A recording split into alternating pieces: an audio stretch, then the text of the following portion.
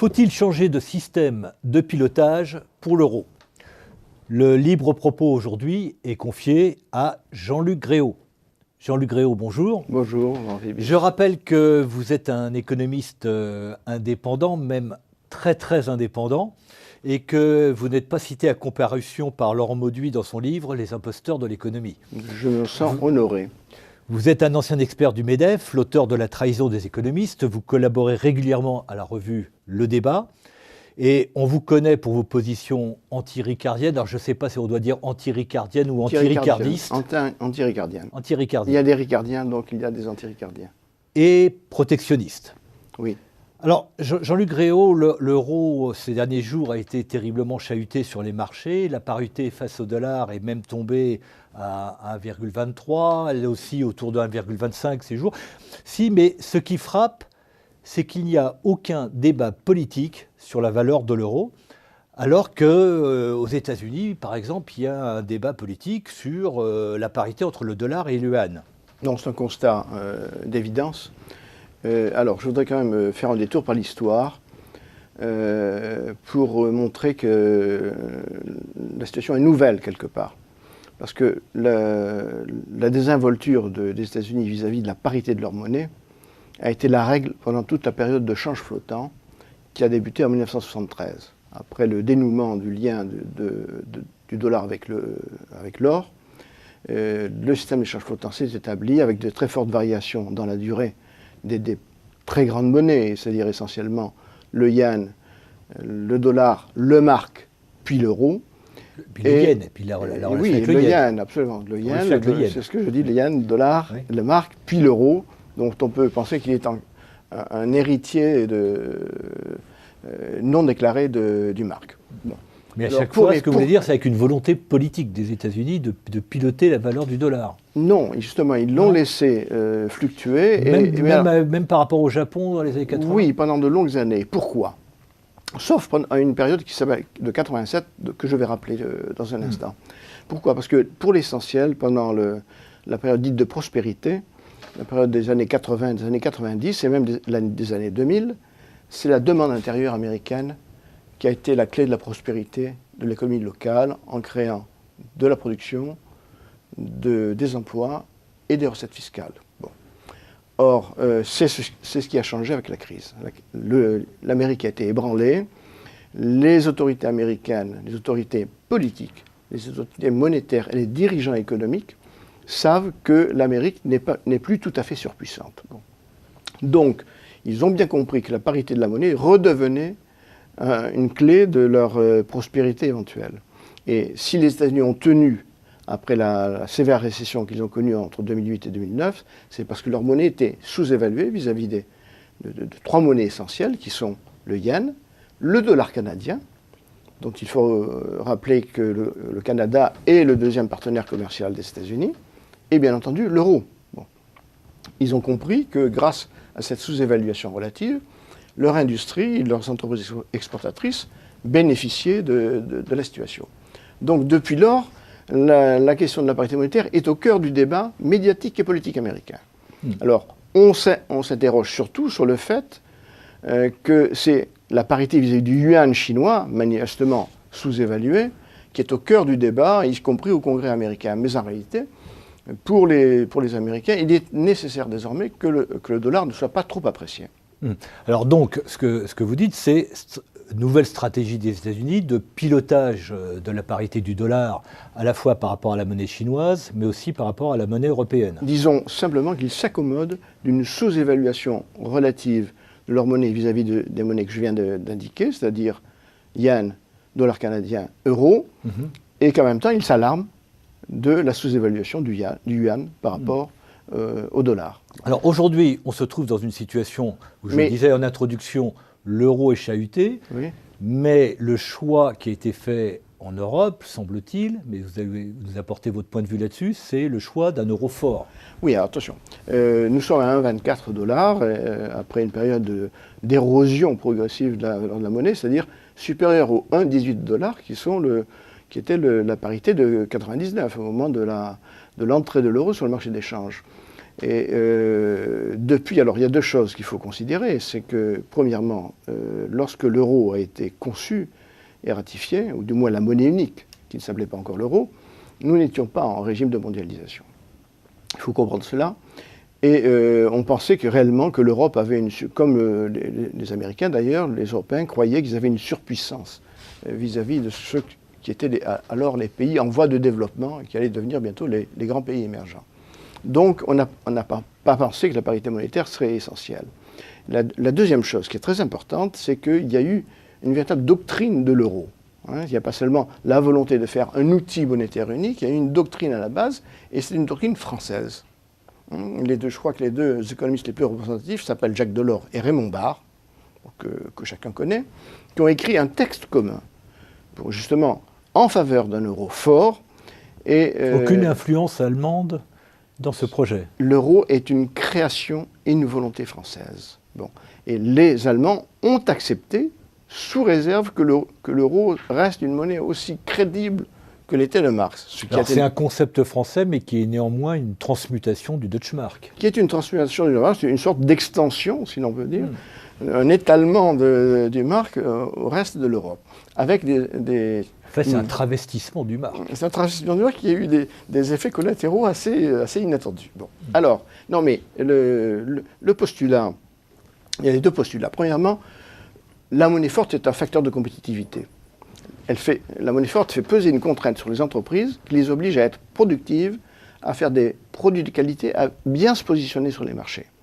C'est-à-dire qu'on a ce qui était le modèle allemand, en fait, la tradition allemande, la volonté allemande, on a pensé que cela résidait essentiellement dans la monnaie. Alors que c'était en fait une qualité essentielle de l'appareil de production allemand et du système économique et social allemand. Et la deuxième idée, très simple, c'est que la monnaie forte permettait des intérêts faibles, de se financer à bas coût sur le marché du crédit, que ce soit les particuliers, les entreprises, les États. Mais restons sur l'Allemagne, puisqu'on a parlé de travestissement du mark à travers l'euro. C'est aussi l'euro fort est aussi un moyen pour l'Allemagne d'acheter de la sous-traitance à bon marché dans les pays de l'Est, qui fait partie aujourd'hui de son système de production. Oui, l'Allemagne s'en est accommodée, mais en même temps, elle a bien ressenti vers le début des années 2000 les difficultés de la nouvelle situation avec la mondialisation. Le pays qui en Europe a le mieux, avec les Pays-Bas, a le mieux compris les contraintes de la mondialisation, c'est l'Allemagne. Et je le répète sans cesse, et vous le savez bien ici chez Xerfi, on a opéré une réduction des coûts salariaux à la fois en Allemagne et aux Pays-Bas, destinée à permettre à ces deux pays d'encaisser le choc de la mondialisation.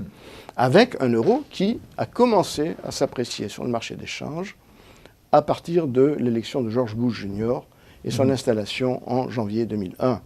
Avec, pour monter à une valeur inouïe de 1,60 $, c'est un pic atteint en 2008, et depuis l'euro a quelque peu régressé, mais attention, il faut savoir qu'au-dessus de 1,40 $, les exportateurs allemands vers la zone dollar perdent de l'argent, quelle que soit la qualité de leur production. Alors on voit bien le seuil de surévaluation. Airbus perd de l'argent au-dessus de 1,30 $, les exportateurs allemands au-dessus de 1,40 $, et on a été pendant de longues années au-dessus de cette valeur. Et pourtant, la question de la parité de l'euro ne s'est jamais posée. Alors, on connaît la sévérité de vos positions par rapport à la constitution de la zone euro, mais cette situation, je ne vais pas dire cette politique, cette situation de l'euro fort, quelles conséquences économiques elle a eues pour les pays européens? C'est très simple. Quand on voit les chiffres de la décennie 2000, alors que nous étions maintenant en régime de mondialisation, avec la puissance chinoise et pas seulement la puissance chinoise, eh bien, c'est que nous avons eu une activité extrêmement ralentie. On s'ébahit aujourd'hui sur les résultats de l'Allemagne, mais si vous prenez la croissance allemande de la décennie, et malgré les efforts considérables consentis par les Allemands en matière de productivité et en matière de coût du travail, le chiffre est très faible. Bon. Et l'Europe est affectée par essentiellement une faiblesse démographique qui empêche une forte croissance de la consommation. Donc, elle a besoin d'exporter. Et si, en plus, ces exportateurs sont entravés par un euro fort, elle est handicapée. Et cela vaut encore plus, bien entendu, pour des pays comme la France, comme l'Italie, comme l'Espagne ou comme ceux que je serais tenté d'une façon très désobligeante d'appeler les clochards de la zone euro. Mais est-ce qu'on n'a pas le sentiment qu'il y a une Europe du Nord qui tire parti de cet euro fort et une Europe du Sud qui ne peut pas supporter, l'Europe du Sud dans laquelle on inclut la France, qui ne peut pas supporter cet euro fort? Dans l'Europe du Nord, il y a la Suède et le Danemark qui ne sont pas dans l'euro. J'oublie, la Suède et le Danemark, qui devaient entrer dans l'euro, n'y sont pas entrés délibérément. Il y a aussi, bien sûr, il y a essentiellement la Finlande, l'Allemagne, les Pays-Bas, le Luxembourg. Ça ne va pas très loin, l'Allemagne. Donc c'est essentiellement l'Allemagne.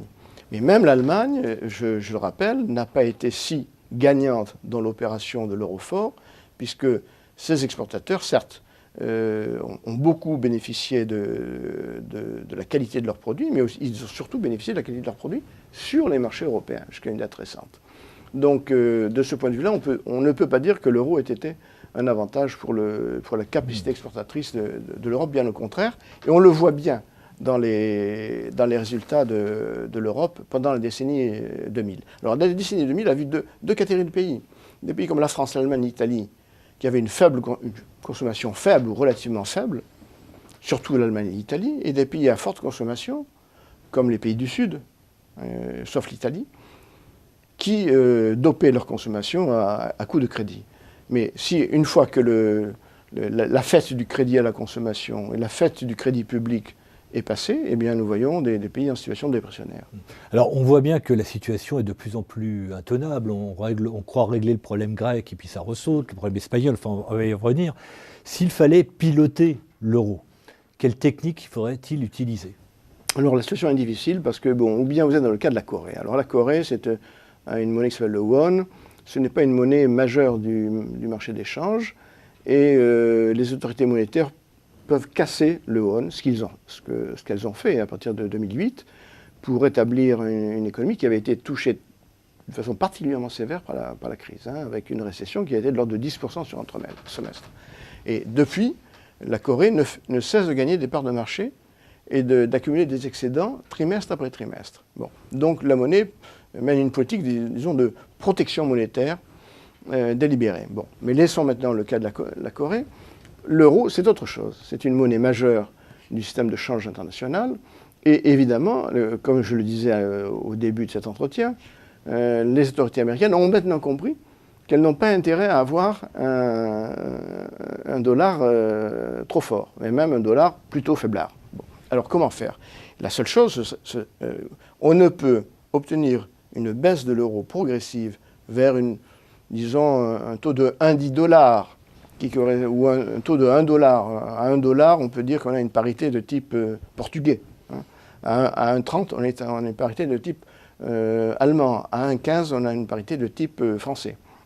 Donc on ne peut obtenir cela que si les deux banques centrales, des deux côtés de l'Atlantique, agissent massivement comme des traders leaders du marché d'échange pour s'échanger graduellement des euros et des dollars et faire baisser la parité. Donc la coopération. La coopération. Et cette coopération a eu lieu une fois, en 1987, quand les Américains, alarmés de la surévaluation de leur monnaie, ont demandé poliment et fermement aux Européens, c'est-à-dire aux Allemands, de réaliser une opération de réajustement du dollar qui a été faite. Nous sommes inclinés devant la volonté allemande, c'était probablement la volonté américaine, c'était probablement ce qu'il fallait faire, mais nous l'avons fait. Maintenant, est-ce que nous obtiendrions le même résultat si les Européens, enfin armés de lucidité et de volonté politique, demandaient à M. Obama ou à son successeur, qui pourrait s'appeler aussi Obama, essayons de piloter un réajustement d'échange? Ça n'est pas sûr. C'est ce qu'il faudrait faire. Or, personne n'en parle, ni à l'échelon des conseils politiques européens, ni à l'échelon du Conseil de politique monétaire de la Banque centrale. Est-ce qu'on peut imaginer une politique de coopération, Jean-Luc Gréau, alors que les nuages reviennent en force, que l'économie européenne s'enfonce dans la récession? Enfin, les derniers indicateurs sont très mauvais. Oui. Les indicateurs sont mauvais aussi aux États-Unis. Les chiffres qui nous viennent... Ils sont médiocres, disons. Ils sont médiocres, enfin ils sont décevants par rapport à la stratégie qui est attendue. Oui. Dans les BRICS, ça devient très mauvais. Brésil, mauvais. La Chine, on devient très inquiet. Bref, l'économie mondiale risque de se retourner. Quelle peut être la stratégie de l'euro dans ce climat? Bon, alors attention, il y a quand même une personnalité plus éminente, en tout cas plus notoire que moi-même, qui est intervenu dans le débat il y a 2 ou 3 jours, qui s'appelle Paul Volcker. Et Paul Volcker, donc l'ancien président de la Banque centrale, qui est déjà ressorti de sa retraite, C'est une personnalité incontestée aux États-Unis. Il a marqué l'histoire monétaire des États-Unis par son action à la fin des années 70 pour casser l'inflation américaine. Oui. Et il est l'auteur de ce qu'on appelle la règle Volcker, c'est-à-dire l'interdiction du trading pour compte propre des banques, qui pourrait commencer à être appliquée à partir de juillet. Et là, il vient d'intervenir pour dire qu'il faut remettre en place un système de change relativement stable entre les grands pays partenaires commerciaux du monde. On ne peut plus continuer avec cette espèce de bazar organisé, là je traduis sa pensée bien entendu, qui a résulté du régime d'échange flottant. Or, que quelqu'un qui a été quand même un acteur notoire de ce changement économique des années 70 et 80 s'exprime de la sorte me paraît réconfortant. Ça veut dire qu'il y a une prise de conscience qu'on ne peut pas continuer avec les outils, avec les schémas, avec les procédures qui ont été les nôtres depuis 30 ans. Donc, ou une politique de coopération mondiale, mais alors qu'aujourd'hui, il n'y a plus de leadership absolu dans le monde économique, ou le chacun pour soi et le chaos. Mais pourquoi pas déjà une coopération occidentale, qui n'est pas dans la tête du président américain, puisque le nouveau président américain pense que désormais le dialogue doit être entre les deux rives du Pacifique et non pas entre les deux rives de l'Atlantique. Mais on peut poser, nous les Européens, la question très, très gentiment, très poliment et très fermement à nos amis américains. Nous sommes vos amis, nous ne sommes pas vos obligés. Il faut pacifier nos relations économiques et commerciales et faire en sorte que vous et nous soyons forts vis-à-vis du nouveau défi que nous posent les puissances émergentes. Eh bien, Jean-Luc Gréaud, sur cette position diplomatique, je vous remercie. Merci.